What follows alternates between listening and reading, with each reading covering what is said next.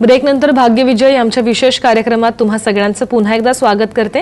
आपल्या सोबत आहेत औरंगाबादचे डॉक्टर विजय चाटोरीकर आणि भाग्यरत्न निवडताना या विषयावरती आपण आज चर्चा करत आहोत। सर, आपण भाग्यरत्नांबद्दल बोलत होतो, तुम्ही काही रत्न सुद्धा आणलेत, तर ही रत्न आणि मगाशी मी जसं म्हटलेलं की प्युरिटीच्या बाबतीत सुद्धा अनेक जण फसवले जाऊ शकतात, तर कसं ओळखायचं? कसं असतं की आता यादीचा प्रश्न जे होता की रत्न कशी निवडावे किंवा भाग्यरत्न कसे निवडावे, तर हे जे मेष लग्न असेल तर हे जो मुंग आहे हा पोवळा म्हणतो आपण त्याला, हे मेष राशीचा स्वामी मंगळ आहे, लग्नस्थानाचा स्वामी मंगळ असल्यामुळे हा पण पोवळा निवडतो। त्यासोबत पंचम स्थानाचा स्वामी माणिक आहे, त्यामुळे सूर्य आहे, त्याच्यामुळे त्याचं रत्न माणिक आहे। आणि नवम स्थानाचा स्वामी जे आहे ते गुरु आहे, धनुरास आहे त्या ठिकाणी, तर पुष्कराज येतो। तर प्रत्येक लग्नानुसार आपण असे पेंडॉल गळ्यामध्ये धारण करू शकतो। ज्यांचं वृषभ लग्न असेल किंवा कोणतेही लग्न असेल त्या लग्नानुसार त्या स्थानाचे स्वामीचे जे रत्न आहेत ते रत्न जर धारण केले आपण तर निश्चितच आपल्याला त्यामध्ये फायदा होतो। कारण हे 3 रत्न धारण केल्यानंतर आपण पूर्ण कुंडली आपली ऊर्जित करत असतो, त्यामुळे आपल्या कुंडलीमध्ये कोणतेही ग्रह अशुभ किंवा शुभ असते तर त्या प्रत्येक शुभ अशुभ ग्रहांचे सुद्धा आपल्याला पॉझिटिव्ह रिझल्ट याच्यामध्ये मिळू शकतात। त्यासोबतच काय होतं की कोणतीही महादशा असेल, आपल्याला अंतर्दशा असेल, प्रत्यंतर दशा असेल, प्रत्येक महादशेत प्रत्यंतर दशेमध्ये हे 3 रत्न तुमच्या कुंडलीला किंवा तुम्हाला कव्हर करत राहतात आणि त्यामुळे त्याचा त्रास कमी होतो आणि तुमचे मार्ग सुकर होतो आणि तुम्हाला यश मिळायला सुरुवात होते। आता राहिला प्रश्न प्युरिटीचा। आता हे जे रत्न आहेत ह्याच्यामध्ये जी ह्याची स्पेसिफिक ग्रॅव्हिटी, हार्डनेस ह्या गोष्टी चेक करणं फार गरजेचं असतं। ह्याची शुद्धता हे सुद्धा पाहणं गरजेचं असतं। आजकाल मुंबई, पुणे या ठिकाणी ह्याच्या लॅब्स आहेत, त्यामध्ये तुम्ही चेक करू शकता किंवा माझ्याकडे पण हे ओरिजिनल सर्टिफाईड रत्ने मिळतात किंवा हे पेंडॉल सुद्धा आपण प्रोव्हाइड करतो लोकांना। तर हे जास्तीत जास्त याची कॉस्ट जास्त येत नाही, 11,000 रुपयापासून त्या रत्नाच्या वजनानुसार त्याची रेट कमी जास्त होत असतात। तर तुम्हाला ऑनलाईन सुद्धा किंवा फोनवर सुद्धा बुकिंग करता येते किंवा मागू शकतं, कोणाला मिळू शकतं, ते घरपोच सुविधा त्याची आहे। तर हे पेंडॉल सुद्धा धारण केल्यानंतर तुम्हाला निश्चित त्याचा फायदा होतो। प्युरिटीच्या बाबतीमध्ये फक्त एकच आहे की त्याची स्पेसिफिक ग्रॅव्हिटी, हार्डनेस, कठीणता ह्या गोष्टी तपासणं फार गरजेचं असतं। प्रत्येक रत्नाचे हार्डनेस वेगळा असतो, त्याची स्पेसिफिक ग्रॅव्हिटी वेगळी असते, त्याची क्लिअरिटी वेगळी असते, त्याचे कलर्स वेगळे असतात, त्याचे शेप्स वेगळे असतात, त्यानुसारच ते रत्न आपण धारण केलं पाहिजे। आणि प्रत्येक व्यक्तीनं रत्न धारण करताना फार महत्त्वाची गोष्ट की त्याच्या कुंडलीनुसार त्याला मुंगा पोवळा चालतो किंवा पुष्कराज चालतो म्हणून त्याला घ्यायचा आणि धारण करायचा असं नाही चालत।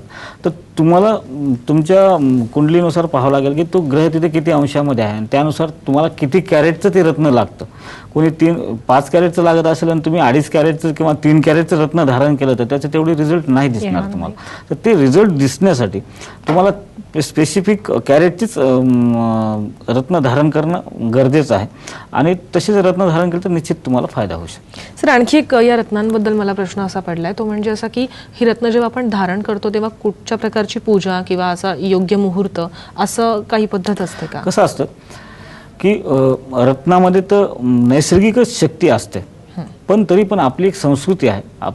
प्रत्येक संस्कृतीमध्ये आपण जरी लॅपटॉप जरी विकत घेतला तर आपण त्याची पूजा करून तो चालू करतो, कारण त्याच्यामध्ये जे आहे ते चालू होणारच असतं, पण आपली मनाला समाधान वाटण्यासाठी आपण त्याची पूजा करत असतो।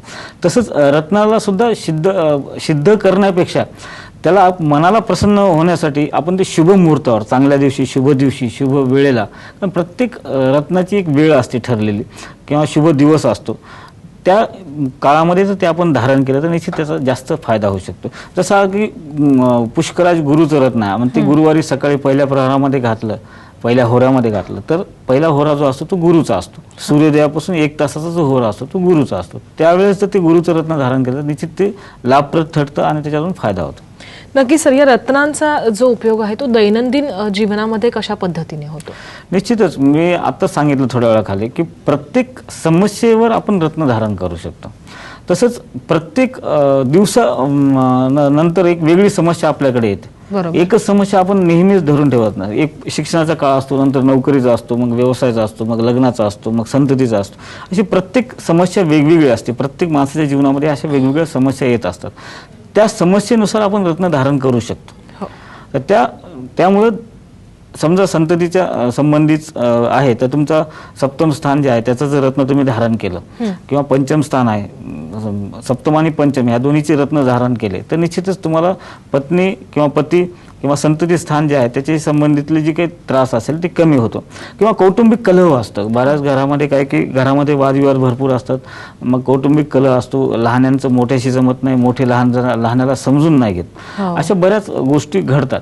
तर अशा वेळेस चतुर्थ स्थानाशी संबंधितलं जे रत्न आहे किंवा स्थावर मालमत्तेबाबतीतले एखादे कामं होत नसतील तरी आपण चतुर्थ स्थानाच्या संबंधितलं रत्न धारण केलं तर आपल्याला तिथे फायदा होऊ शकतो. बरेच जण माझ्याकडे येतात की त्यांनी घर घ्यायची इच्छा असते, फायनान्शियल पोझिशन पण असते, पण त्यांना मनासारखं घरच भेटत नाही आणि बरेचदा ते सौदा करतात, टोकन अमाऊंट पण देतात आणि ते मग कधीतरी मध्ये अडचण येते आणि ते सौदाच कॅन्सल होतो. मग अशा वेळेस तो का होतो? मग त्यांच्या कुंडलीमध्ये नेमके वास्तू प्राप्तीबाबतीतले गुण यश आहे का नाही हे आपण त्यांच्या कुंडलीहून पाहतो. मग चतुर्थ स्थान तिथं फार महत्त्वाचं असतं. चतुर्थ स्थानावरून तुमची स्थावर मालमत्ता कळते. मग त्या ठिकाणचं रत्न जर आपण धारण केलं तर निश्चित आपल्याला त्याच्यात फायदा होऊ शकतो. सर, जन्म मासावरनं सुद्धा आपण रत्न धारण करू शकतो का? हा, आता बऱ्याच जणाला काय असतं की आपली कुंडली बऱ्याच जण लोकांकडे नसते. आता माझ्याकडे बरेच असे क्लायंट्स येतात की त्यांच्याकडे जन्म कुंडलीच नसते. मग अशा वेळेस काय करायचं तर एक तर त्यांचं हस्तरेषा पाहून आपण त्यांना रत्न सुचवतो किंवा मग त्यांचे जन्माचं माहिती असतं, बाबा वैशाखात जन्म झाला किंवा कोणी म्हणतो माझा चैत्रामध्ये झाला, कोणी म्हणतो माझा आषाढमध्ये झाला. परफेक्ट डेट माहीत नसते पण महिना माहीत असतो त्यांना. मग अशानुसार प्रत्येक महिन्यानुसार त्याच्या स्वभावामध्ये फरक पडत असतो. जसं 12 राशीमध्ये प्रत्येक राशीनुसार स्वभाव बदलतो तसंच 12 महिने जे आहेत त्या प्रत्येक महिन्यात वेगवेगळ्या महिन्यात जन्मलेल्या लोकांचे स्वभाव सुद्धा वेगवेगळे असतात. तर जसं वैशाखात जन्मला की तो माणूस थोडा सौंदर्यवान असतो, त्याला कलाक्षेत्रामध्ये आवड असते, असे जे अनेक गोष्टी आहेत. मग अशा लोकांना आम्ही काय सुचवतो की मग तुम्ही हिरा वापरा, मग तुम्हाला कलाक्षेत्रात यश मिळतं. की असे मासानुसार किंवा महिन्यानुसार सुद्धा आपण रत्न देऊ शकतो. नक्कीच सर, भाग्येश अथवा भाग्यभावामध्ये स्थित ग्रहानुसार रत्न धारण करणं उचित ठरतं का? भाग्येश म्हणजे भाग्यस्थानाचा स्वामी. जसं मी आता सांगितलं की मेष लग्न असेल तर 9 हे म्हणजे धनुरास ही भाग्यस्थानाच्या स्वामी गुरु येतो, कधीतरी रास धनु आहे. मग त्याचं रत्न पुष्कराज आहे. ते भाग्येश जर गुरु त्याच ठिकाणी असेल तर खूपच उत्तम, लाखात एक गोष्ट झालेली आहे. पण त्या ठिकाणी जर त्या ठिकाणच्या ग्रहाची जर रत्न धारण करायचे असेल तर तो त्या गुरुच्या घरात उच्चीचा आहे का निचीचा हे पाहणं फार गरजेचं असतं. किंवा बरेचदा काय असतं की भाग्यस्थानाचा स्वामी शनी आहे, मकरेचा शनी आहे आणि त्या ठिकाणी गुरु बसलेला असेल तरी पुष्कळ लोक धारण करतात. मग ते चुकीचं, कारण त्या मकर राशीमध्ये गुरु निचीचा असतो. मग ते रत्न त्या लाभप्रद ठरत नाही. मग विनाकारणच आपण गैरसमज होतात किंवा शास्त्राला आपण नावबोट ठेवतो.